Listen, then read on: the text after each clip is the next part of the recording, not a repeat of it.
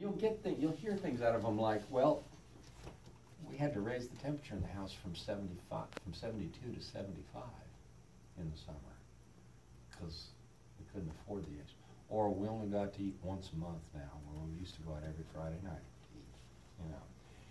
Finding out about, those are emotional items for those people, okay? You have at your disposal ways to increase their income, okay?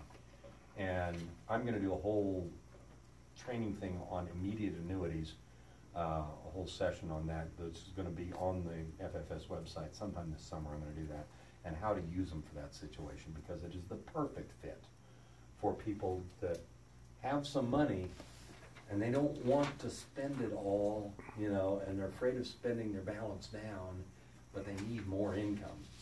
We can help solve that, okay?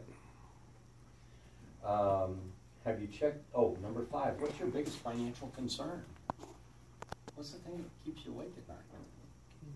Running out of money too soon. Yeah, see? So, I've talked to people about improving their budget, and they said, I just don't know if I can afford things. And I said, okay, do you go to Starbucks? Oh, yeah. Okay. All right, how much is a cup of coffee at Starbucks? Do mine at home. $5.42. Okay, There you go. $5. No tax. Yeah. With tax, usually 6, but okay, $5. 30 days in a month, right? 1,500. He goes. 12 months in a year. That's a lot of money. That's $1,800. Okay? Make it at home. It's a quarter a cup. You know? Doesn't have to fix it. It is. Yeah, you can buy the quarter, you can buy the other fixings and make it yourself for 15 cents more a cup, okay? Why do you think Starbucks is so dang profitable? They're selling you 40 cents worth of stuff for $6, okay? Pretty cool business. It is. Okay, that's $1,800 in a year. I shut off cable last year, okay? I found that I travel a lot, for one thing. But the only things I watched were the History Channel and Royals baseball, okay? That was it, you know. I can't stand watching news. I read the news, you know, but I don't care what I don't care if it's CNN, Fox News, MSNBC, or whatever. They all make me angry. I'm just pissed off after watching a half hour of news, okay? And this is something, it took me a while to figure this out, okay? But it's kind of like, have you ever read the song lyrics of your favorite song? Okay, when you do, it's just words on a page, right? Now, you sing along to your favorite song, how do you feel? We're rocking down the highway here, baby, you know. It's because the sound drives the emotion, okay? I don't need to be pissed off, and I certainly don't need to be pissed off for $125 a month, okay? It's a free 125 You can get it for like, get Roku and get that for times 12. How much money is I that? can't even see it. 125 times 12. Oh, workers giving out. Shooting grass. There's another box over there. Here, this one works. 125 times 12.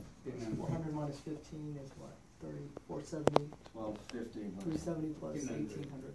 How much? 375. Not 1,500? Not 1,500. So between 1,500 and cutting out the Starbucks coffee, they have $3,300 more a year just cutting out those two things. Now, it's a matter of priorities. What would $3,300 a year do for them in an IUL? Oh, yeah. So, I've helped people recognize where the leaks in their budget were. I had people that I got them to build an emergency fund just doing this. And they were skeptical at first, but after 3 months, when they had some money in the bank for the first time in years, they got to like it, okay? You have customers, people that you've talked to about it, and they just go, there's no way I can afford this. I just can't afford it, right? You've heard that, okay? Say, you know what? Based on what you've told me, you can't afford it today. But let me help you set aside money because you need an emergency fund. Mm-hmm. You know, and if you will work with those people for a year and get them an emergency fund, next year they can buy. And you've changed their lives. Okay, you have got them on track because they didn't see how life could be different. They were treading in place, you know, barely making ends meet, even though they should have been able to set aside money. Help them by doing this. We had a client came in today, that young couple came in Mhm. 4 times. This is like the 4th time. And I looked at them today, you know what, after today, you're not coming back to this office, something saying in my mind. Mhm. And they want to save, they have 2 kids, and, you know, they have insurance with a company. But the husband's like, well, you know, we're getting ready to buy a house. We don't know if we can afford it. It's the budget, yada, yada, right? Mhm. And I looked at them, I said, let me ask you a question. House, well, it's going to come down the road. House, no house, whatever it is, that piece is going to come. But my question to you as of today, Mhm. if something would happen to your husband tomorrow, Mm. what do you have for you and all the kids? Yeah. And Yeah. and I told him the same thing. And there was the same scenario. He said, well, you know, putting money in a 401k, Mhm. you have the 401k. So I took the sheet of paper, put the letter T. Mhm. I said, okay, let's do this. How much of 401k? $200? Mhm. This is how much the life insurance we did. Mhm. $200 in a 401k, right? Mhm. Over here in IUL. Mhm. You die tomorrow, how much would does she get? $200, or do you think she wants 200,000? Mhm. 200,000 cash or $200 cash? Mhm. If you get hurt, get sick tomorrow, what does your 401k gives you? Mhm. $200 really? Mhm. Over here, you got chronic illness, critical injury, right? And accelerate, cancer and all that. Mhm. And I said, do you have a health problem in your family? Your mom and dad, anybody have a health problem? He goes, well, my father has heart attack, stroke, and all these other issues. And do you think the possibility that could very happen to you? Mhm. Okay. And I said to him, you know, so you break it down by showing them, okay, a $200, and I broke each one of them. Critical, 0 and 401k. Critical over here, yeah. You know, accelerated, cancer, 2 years to live. What does your 401k give you? 200, really? And he said, well, it would be, let's say we pay 4 years. We have, okay, so 200 a month times 12 is 1,200 times 4, 4,800. I looked at her, I said, do you want 4,800 or do you want $200,000? You tell me. Yeah. Okay? Over the year build up, right? 401k, tax deferred, so it's tax deferred in the IUL. Taxable When it comes out, yeah. comes out, tax free. Tell me which one. You know, and that's you. We did one by one on this, and he said, okay, you sold me, and I understand. I said, oh, this is a good more. And I said, you know, retirement. You know, this has an opportunity for stream of income. Your 401k will be depleted. That's the bottom line. Okay? Mhm. And then and he goes, oh, no. I said, no, there's more. You know, Mhm. because I have to show him the other benefit of it. I said, Mhm. okay, so let's say you ran into money problem and stuff like that. The beautiful part of the 401k, you of course have to stop contributing because you're not going to work. Right. But over here, you still get that policy active if you have enough cash value. The money problem, that cash surrender, you know, inside of it can pay for this policy until you get back on your feet. I have clients that hadn't paid for 2 or 3 years. Yeah. You know, so all these are benefit. And he goes, okay, I get it. You know, but you have to draw down each one by one for clients to see is a 401k worth it versus Mhm. this account. There is a calculator somewhere to compare a 401k investment over the year and an IUL. Mhm. Yeah, I'm sure it's on the website, so. Yeah, if you can help us one day, we do that. If we give, I know someone did it before. Was Mhm. that also on the internet or something? You know? Yeah, yeah, well, we're gonna work on that, so, let's see, number 7, hot item here, number 7, how do your heirs handle money? You wanna open up a can of worms? Talk, they got 3 kids, one of them's bad, and they'll tell you this, they'll spend the next half an hour about telling you it's bad. This one is the result of the best objection that I ever heard, because I went and tried to get my parents' accounts, okay? And my parents looked at me and they said, you know, we know that in order for you to do your job, we have to tell you about everything. And I said, well, yeah. And they said, we don't mind telling you about everything, but we feel like if we do, we've got to tell your brothers, and there's one brother we don't want to tell. And of course, I knew which brother that was, you know. There was no objection there. I could not overcome that objection, you know. Every family's got one, you know. I once sold an annuity based on, I was asking this question. I go, you know, she started talking about her kids, and then she had one that was 47 years old and had a severe drug problem. And I said, if he received his inheritance all at once, would it help him or hurt him? And she said it would kill him, you know. And I said, I've got a feature on a product where we can make sure that he gets his inheritance a check a month for the rest of his life. She goes, I want that. All it is a beneficiary restriction. Some of your annuities, I think all of your life insurance policies have it. You know, it's incontestable in court, and when the owner dies, the heir gets it however they want it structured. They can get a check a year for 10 years or a check a month for the rest of their lives or whatever.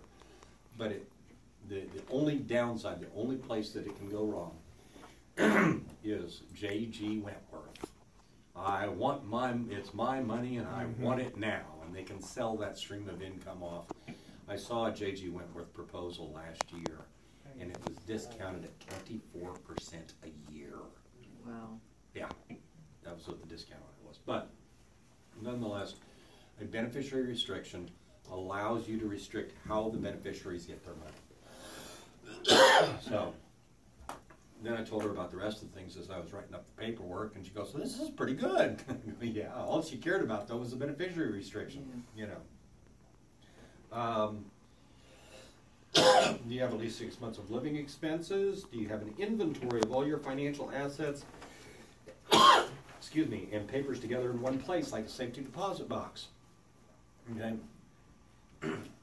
2 years ago, when my dad was in bad shape from one of his multiple cases of pneumonia, my stepmom says, would you look at the trust just to make sure everything's okay? And I said, sure, I'd be glad to do that. I said, do you have a copy of it around the house here? And she goes, I don't know.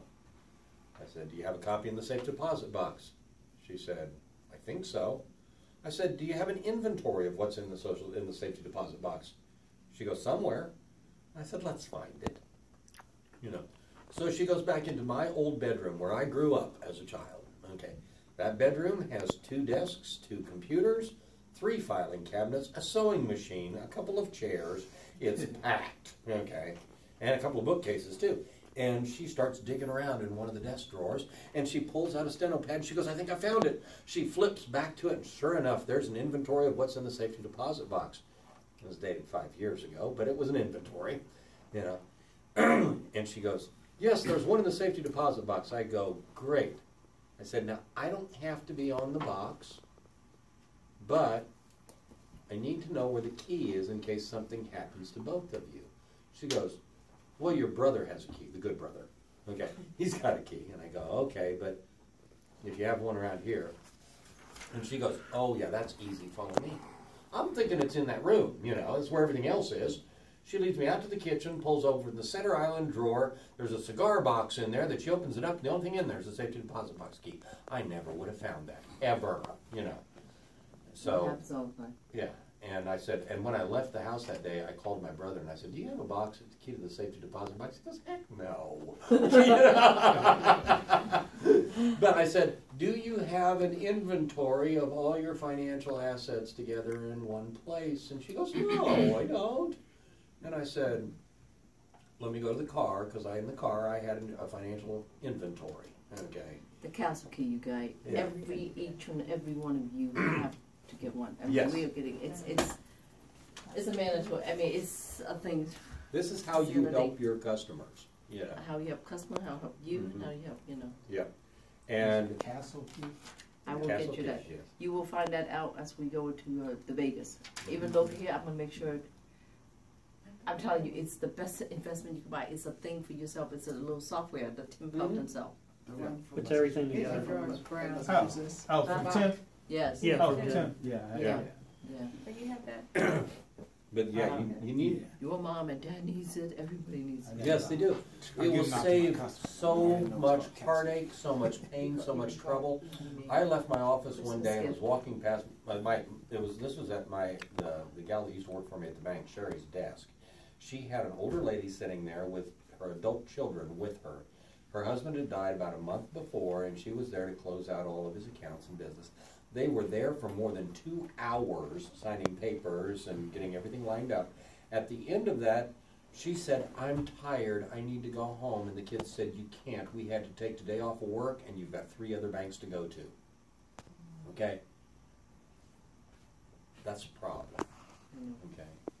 And once I heard that, as an advisor, I started telling that story to everybody who sat in my office. I said, "You won't believe what happened here in the bank the other day." And they go, "What's that?" I said, "We had a lady whose husband had passed away." You know, and I told that story. And then I'd just stop after telling it. And you'd see them look at each other. And they'd say, "I think I need to do something." I go, "Yeah, you do." You know. The other one was, about once every couple of months, somebody would walk into the bank holding a safety deposit box key saying, "My parents had a safety deposit box, was it here?" They didn't even know where the box was. Okay? So a financial inventory is extremely important. Okay? Do you get paid anything for doing this? Not today. But because you did it and you took time to do it, okay, you're going to end up as, they're going to be your advocate. And that's what we want. Does the trusted family member know where it is and have access to the box? Have you considered a durable power of attorney for finances? In case something happens to you and you're incapacitated, is there somebody that can take over and handle your finances? Yeah. Did you know that a power of attorney expires when you do? Okay? So, I've seen people, lots of people come in with a power of attorney, said, "My mom died and I've got her power of attorney." Too bad. It doesn't do any good now, you know. Yeah. So, but people make that mistake all the time. Do you have a living will? In case somebody needs to pull the plug, you know. What is one thing you'd like to do that you haven't done yet? Or something that you'd like to do again? We're back into the dream territory. What if we can figure out a way for you to pay for that? Okay. Have you had your life insurance reviewed lately? Because you're going to get some people that go, "Well, I've got plenty of life insurance." Is that the new kind or the old kind? Well, what do you mean? Well, we might be able to get you some more benefits, save you some money, maybe even make you some money. We might be able to lower your premiums. Would that be of interest to you? You know? Run me a copy of your declaration page and your latest statement. I'll run an analysis for you. Okay. What is one thing that you've been putting off making a decision on? How would you finish this statement? My life would be easier if. Get my charger. I'm almost out of battery power. There's your beneficiary designations. Have you reviewed savings bonds to see if they're still paying interest? The government estimates that there is $15 billion in savings bonds out there that are no longer paying interest. Wow. Yeah. That's a lot. That's a lot. That's a Now, lot. here's the interesting thing is, a lot of people don't cash them because they don't want to pay the taxes on them. Okay? But, if they get caught, it could be real ugly. Because here's the thing, is technically they're supposed to be cashed within 6 months after they stop earning interest. Now, if they just take them to the bank and they cash them, they're going to get a 1099 for this year. Okay, and it's not going to be an issue. But I saw somebody get caught because they wanted to put beneficiary designations on their bonds. You know, you can add a POD to a savings bond, but it can only be one person. So they sent in, they had bonds for child A, B, C, A, B, C, A, B, C. And they sent those into Treasury Direct, and there was a whole slew of them that were no longer earning interest. Treasury Direct sends them a check for the ones that should have been cashed and issues a 1099 for the year that they should have been cashed in. Wow. Which sends off all kinds of red flags at the IRS. means that you have to file an amended return for the year that they should have been cashed and pay taxes and penalty for that year. Yeah. Yeah. So it's the bond. Excuse me, sorry. The city treasurer. The savings bonds, where they bought them on payroll deduction. a lot of Yeah, times, like it's $50 $25, bucks, it $13. becomes $100, Yeah, and yeah. 100. But they Those keep are- growing.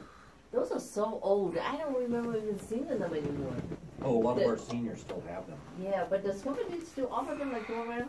Well, they're still offered, but most people don't buy them because now the return on them is 1%.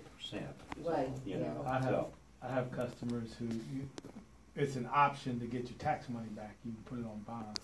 So I have customers, mostly like you said, the elderly or the seniors or whatever. They Yes, wanna, they don't need the, $2,000, $3,000, back, so they put it on bonds and give it to their grandchildren or something like that. But I used to see people in the bank, they'd come out of their safety deposit box with a stack of bonds like this, with a piece of paper wrapped around them and a rubber band around that, and they'd go to the bankers and go, would you calculate these for me? And back in the 90s, you still had the book, and they'd pull out this book, and it was this thick, and they would flip open to the page, and they'd tell them, this bond is worth $368.42, and this bond is worth, and they would spend hours doing it. Now it's all available online, and they can just look it up like that. But once a bond stops earning interest, they need to go ahead and cash it, set aside a quarter of whatever they cash to pay the taxes, and then reinvest the difference. But the other thing, people even misconception thinking bonds are no taxable. That's right. Oh man, that's just rampant. Oh, I got all these bonds, I never have to pay taxes on it. Yeah, right. Yeah, you're right. They think that. The interesting thing is about the story about our customers always believe that interest rates are going up. The highest interest rate ever paid on a U.S. savings bond was in January of 1982. You could get 14% guaranteed for 30 years from the U.S. government. Guaranteed, tax deferred. Okay. If you would have bought the maximum amount of bonds you could buy, which was $30,000 worth, that $30,000 in January of 2012, when they matured, was worth $1.2 million. Wow.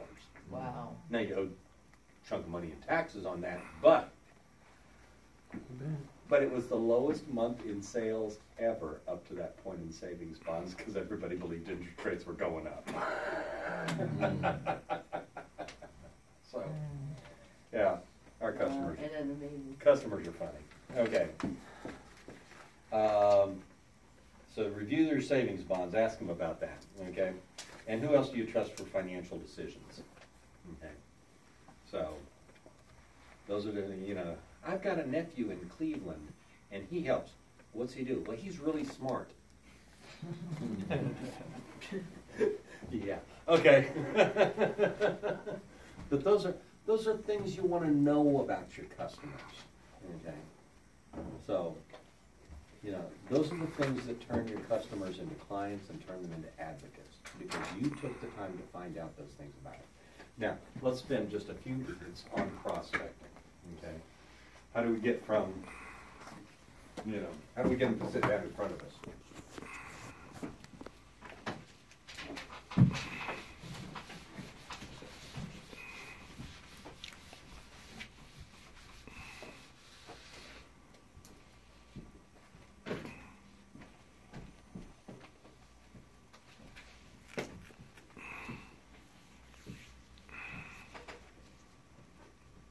What is that number?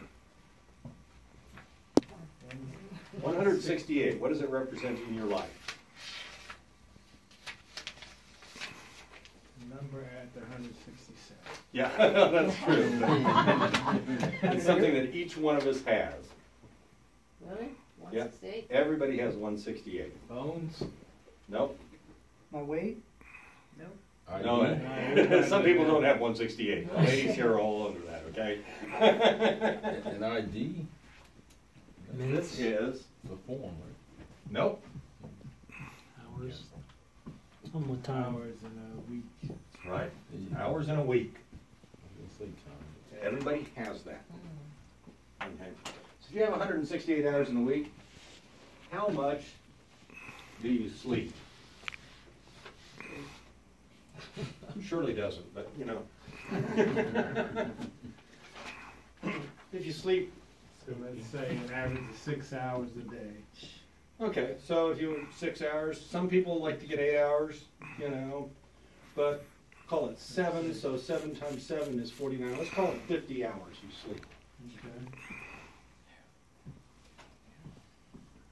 You now have 118 hours. I calculate you probably spend 10 hours a week with food or drink in your mouth, okay? So you can't be talking at that time. So let's take another 10 hours off of that.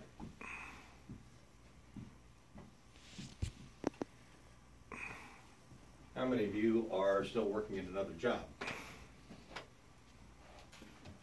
Okay. Can we take 40 hours off of that? More. 50. It's more. Yeah. 60 That's 60 hours. 60, yeah. If there's getting there, preparing. Nah, Here you go. Let's call I'm a it 50. government employee. Just take off 30. But let's take off 50. Oh my okay? And now we're at 58. Okay. Like 10. And driving time is bad around here, so if you figure an hour and a half each day, you're commuting as 5 days, that's another 15. Okay. You're down to 43. Okay. Begins to get kind of small, doesn't it? Let me show you something.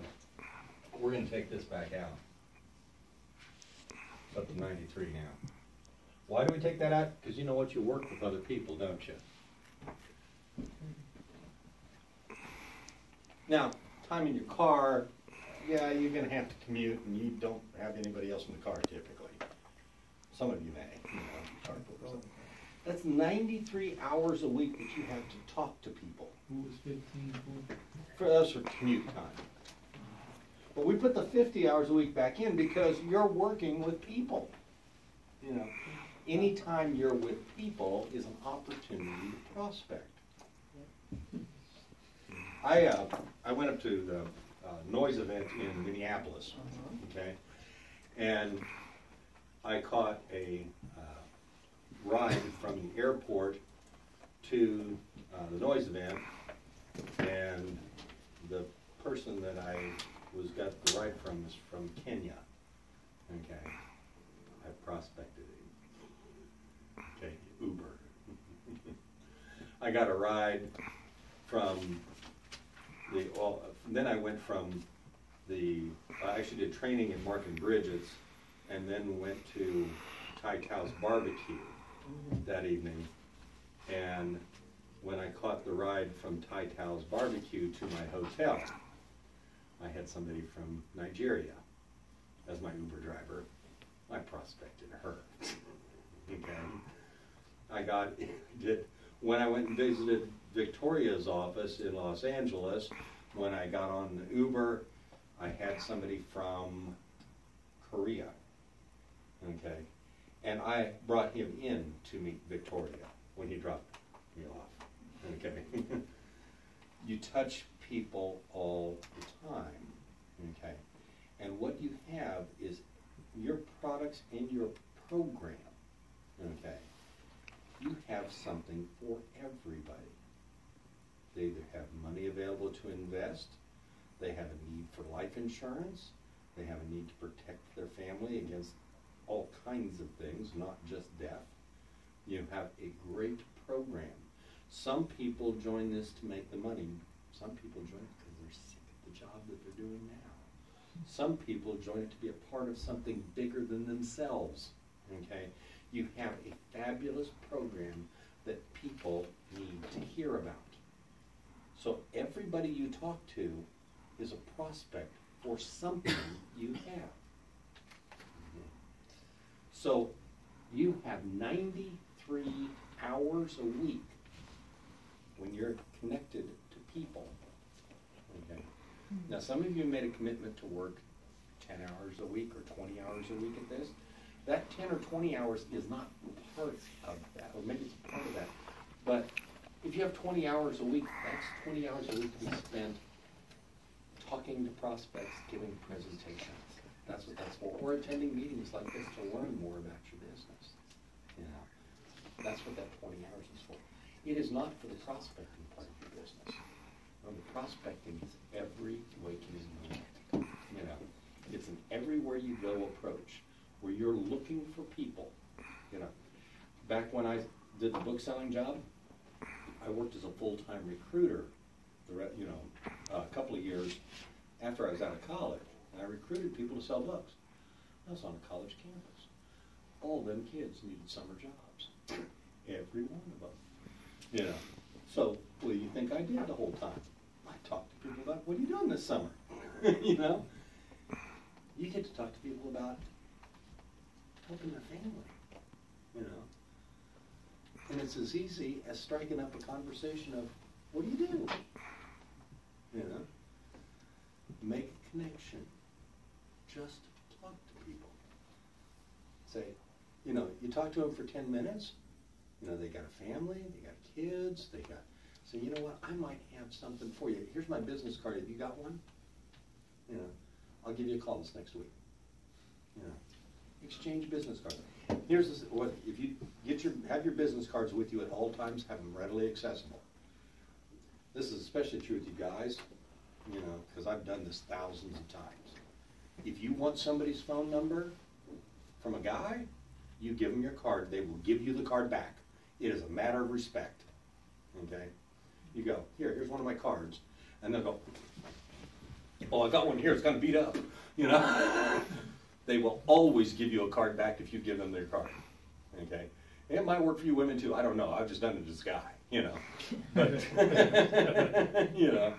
So, and I've only done it with guys because you give it to a woman and they won't give you the card back if they think you're homely like I am.